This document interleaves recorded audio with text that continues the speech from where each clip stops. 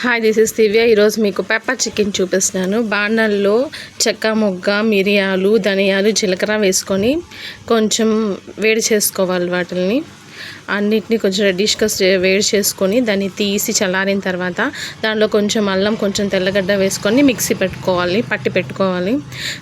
గ్రైండ్గా వేసి పెట్టుకోవాలి. తర్వాత చికెన్ని ఉప్పేసి ఒక అరగంట సేపు ఉంచాలి పక్కన. ఇదిగో ఈ విధంగా మిక్సీ వేసి గ్రైండ్ చేసుకోవాలి. మరీ మెత్తగా అవసరం లేదు, కొంచెం బరగ్గా ఉన్నా పర్లా. తర్వాత స్టవ్ వెలిగించి బాండలు పెట్టి నూనె వేసుకొని ఆవాలు, జీలకర్ర వేసుకొని చిటపటలాడిన తర్వాత దాంట్లో కొంచెం చిటపటలాడిన తర్వాత ఉల్లిపాయలు 2 తరుక్కొని దాంట్లో వేసుకొని బాగా వేయించుకోవాలి. రెడ్డిష్గా వచ్చినంత వరకు వాటిని వేయించుకొని తర్వాత మనం తీసి పెట్టుకున్న చికెన్ వేసుకొని ఆల్రెడీ దాంట్లో కొంచెం ఉప్పు ఉంది కాబట్టి మూత పెట్టేసేయాలి. మూత పెట్టేసి మగ్గించాలి. తర్వాత కొంచెం పసుపు వేసి మళ్ళీ మూత పెట్టేసి మగ్గించేసేయాలి. అది తర్వాత స్ట్రక్చర్ ఇలా మారుతుంది, మొత్తం ఉడుకుతుంది చికెన్ అంతా. సో దాని తర్వాత